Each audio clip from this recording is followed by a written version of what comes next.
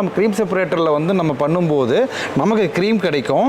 அந்த க்ரீம்லேருந்து ரொம்ப அதை காய்ச்சி நம்ம வந்து நம்ம நெய்யாக வந்து மாற்றிக்க முடியும்.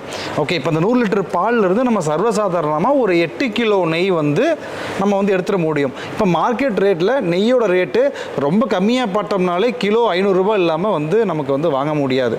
அப்போது ஒரு 8 கிலோ நெய்யை ஒரு 4000 ரூபாய்க்கு நம்ம பண்ணும்போது அந்த 100 லிட்டர் பாலை நம்ம வந்து அதிகபட்சமான விலைக்கு விற்றா வர வேண்டிய 4000 ரூபாய் இந்த நெய்யிலிருந்தே வந்து நம்ம எடுத்துட்டோம். ஒரு லிட்டர் வந்து 200 ரூபாய் அப்படின்னா அப்போ நம்ம ஸ்கிம்டு மில்க் 100 லிட்டர் நம்ம இருக்குது, அதை நம்ம எவ்வளோக்கு வந்து ஃப்ளேவர்டாக சேல் பண்ணால் வரும்? ஒரு 20000 ரூபாய்க்கு நம்ம 20000 ரூபாய் பண்ண முடியும். ஏற்கனவே நெய்யிலேருந்து ஒரு 4000, இந்த 24000 ரூபாய்ன்றதை நான் சொன்னது.